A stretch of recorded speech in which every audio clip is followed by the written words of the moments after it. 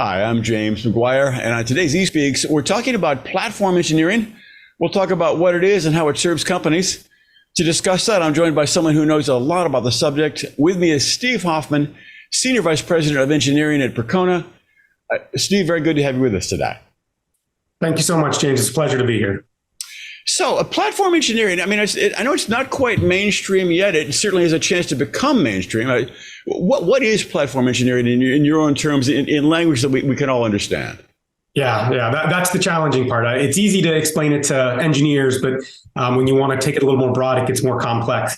I go back to sort of a phrase that our CEO likes to use, our former CEO likes to use. When he goes to a restaurant and orders a burger, he doesn't want to become an expert in burger making or in grills or in food service. He just wants the burger, right? He's got another mission. His time is better used elsewhere. And so I think platform engineering is really about the elimination of all of the extraneous tasks that are not central to what you're trying to accomplish. So if I could give you an example, the continuous integration, continuous deploy fab, that's huge in the software industry.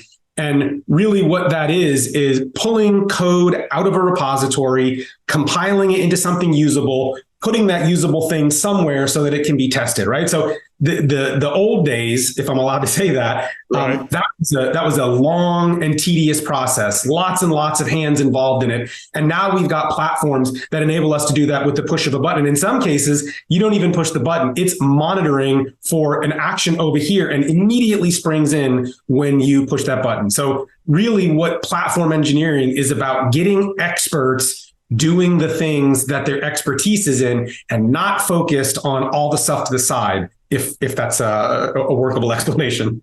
No, that makes perfect sense. And I think there's a huge demand for that. It's almost like I take the idea of low code, no code, and I merge it with an engineering platform. It's like the low code, no code version of engineering. Would that be a good way to think about it? Absolutely. Absolutely. I mean, if you have an idea, how long do you think it would take you to become an expert in pick your programming language of choice before you could actually produce something usable, right? So again, you've truncated that entire timetable. And yes, low no code platforms are absolutely huge. I was just looking at a couple the other day. Matter of fact, internally, we've used them to expedite development. We've got folks who have never really been programmers, and they've built entire applications around it that just, what was 45 minutes to an hour's worth of work, you fill in a couple fields, click submit, and you get right back to what you were trying to do. So, I mean, it's changing the way that engineers work. It's changing the way that businesses embrace these tools.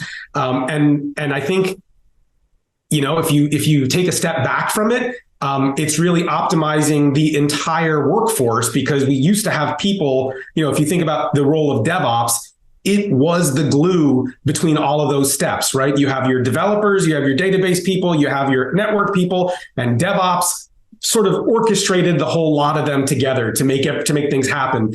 And so you needed, fleets of DevOps resources, all working in concert, putting out fires and things like that. And platforms has really brought a lot more control to that.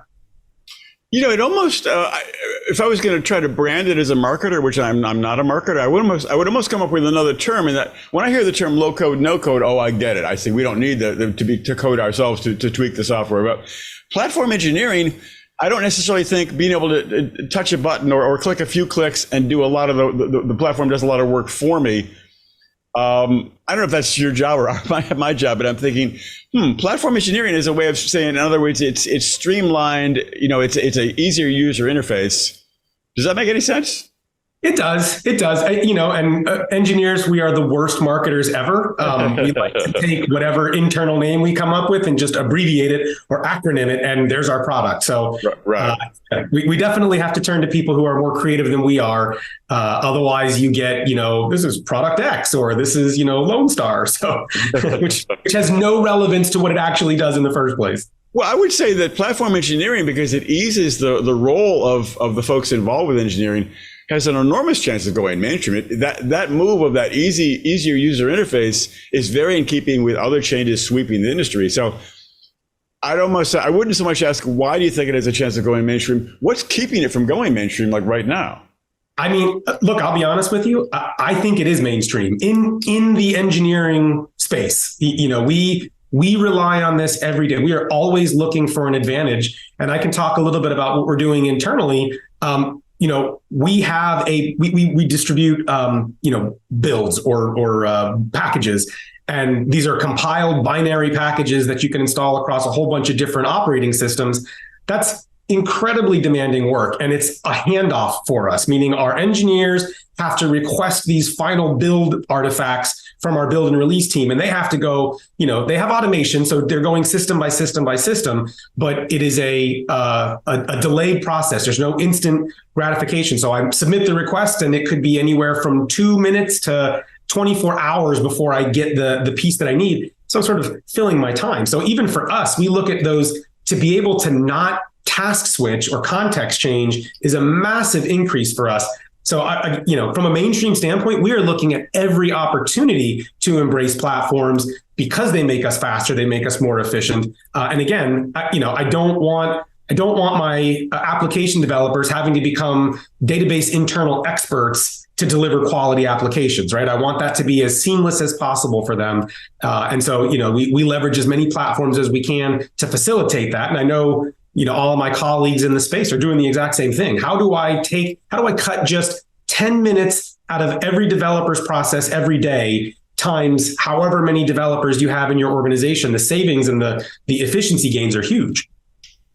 Particularly since companies really are, in need of more developers. There's sort of a skills gap there. So we need more people with those skills. So if the people who have those skills can work more efficiently, that's definitely something that there's a huge need for that. 100%. Let's drill down into Percona's tool set. How is Percona addressing the needs of its clients? What is the Percona advantage?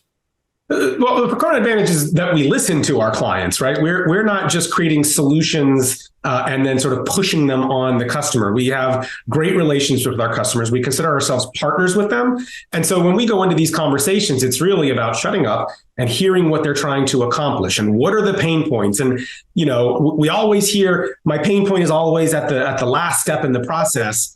And what we have to do is listen to the first steps in the process.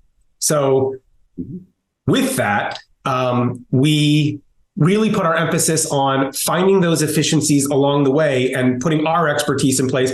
And in some cases, creating, small automations and scripts and things like that. But ultimately, we are as well working on our own database as a service platform that helps facilitate, if I'm an application developer, we all know you need a database to store that data in for development purposes, for test purposes, and ultimately for production. And I don't want to have to become a database expert and install and configure and optimize. I want push button, right? I want to be able to, matter of fact, I want to be able to integrate it with my entire workflow. So when I say, when I push the button to get my application environment up and running, it triggers the database environment to get up and running. It preloads the data through another integration, and we get this entire workflow that has gone from, measured in hours or days down to minutes or even seconds. So this is a lot of where Percona is trying to help out with, our database platforms, with our monitoring and management platform, and then as well as our database as a service platform. So is it safe to say that Percona is combining the idea of a database as a service with the platform engineering concept? I think it's safe to say that. I think it's safe to say that. Those are our ultimate aspirations. I think we crawl before we run, and maybe we'll walk in the middle of all that. I'm not sure. But, we do see it as end-to-end enablement being the ultimate prize. So how many of the steps that don't really add value, that you really shouldn't need to be an expert in, think infrastructure, networking, load balancing, database installation, performance tuning, things like that. If we can cut all that out, we do see that as the prize. Mm-hmm. Well, all right. I think the big question then is the future of platform engineering and the future of database infrastructure. I'll ask you two questions at once. Where do you see those two going, and perhaps they're combined? What are some key milestones we can expect in the years ahead? Well, geez, that's a big one. I know. It's huge. Steve, you're hired to answer the tough questions. That's why I'm throwing them at you. I appreciate that. Now I get to earn my pay. Well, look, data's not getting smaller. So, people are keeping more and more information. We're relating more and more metadata to our data, and we want instantaneous access to it. So there's two things that I'm seeing happening, and then I think that that also lends to where it's going to go in the future. The biggest one is the need for sort of data to be spread out, having it all in a single location. Internet latencies, data access times, things like that really add up. And so you effectively need 100% of your data as fast as possible in as many locations as possible, getting it sort of closest to the endpoint, where it's going to actually be consumed. So that is one thing, is just seeing, the high availability and the clustering technologies really evolve into something that work for the modern day. I'm seeing that now, right? We're seeing that now. And with that's coming things like, cloud native for data. So data on Kubernetes. So we've got orchestration. We've got the ability to abstract away the infrastructure. That is going to continue to evolve, that more and more around just leveraging these individual concepts that have, sort of revolutionized certain, slices of technology, bringing them all together. So more data spread out across more locations at higher resiliency rates. This is where data is going. That's going to allow things like eco-friendliness. Everything is green these days. So we're thinking about things like not turning off machines that aren't used, but then making sure that they're coming online. And so that's a little bit of data analytics to make sure that you're understanding your usage patterns so you can start to anticipate where your needs come from, then dialing things up and then dialing them down. AI, oh my gosh, that is huge. Putting massive loads on databases, and it's requiring rethinking about the way that we model data, that we store data, that we access data. It's no longer acceptable to wait 24 hours for the updated model.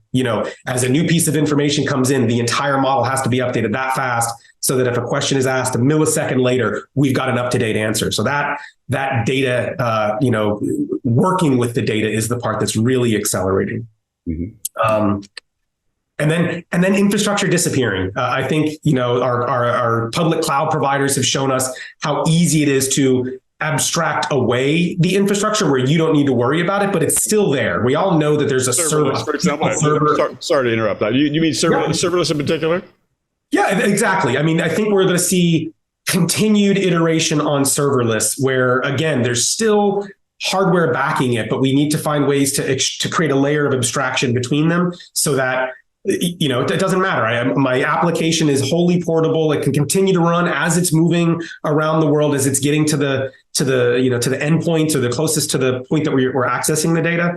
I mean, this is where the world's going. I'm sure there are new technologies that are going to emerge, and if I could think of them that fast, I'd be working on them right now. I'm not talking about them, but I'm seeing these trends. Right, you're seeing like step 1, step 2, step 3, and you can kind of see where step 4 and step 5 will go. And it's just going to become optimization. Getting the gap or the time between steps down to almost zero. Mm.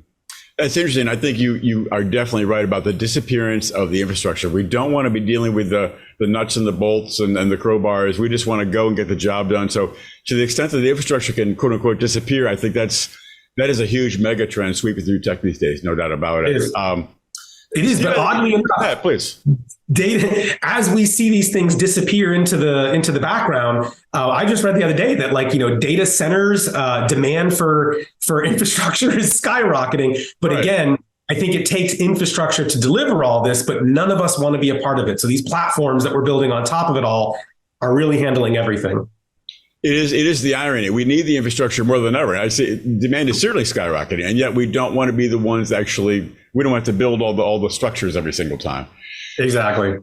Steve, I think you said it, fascinating and very on point. I think it's definitely where we're going. Thanks so much for sharing your expertise today, and come back and talk with us again sometime. Absolutely. Totally enjoyed it.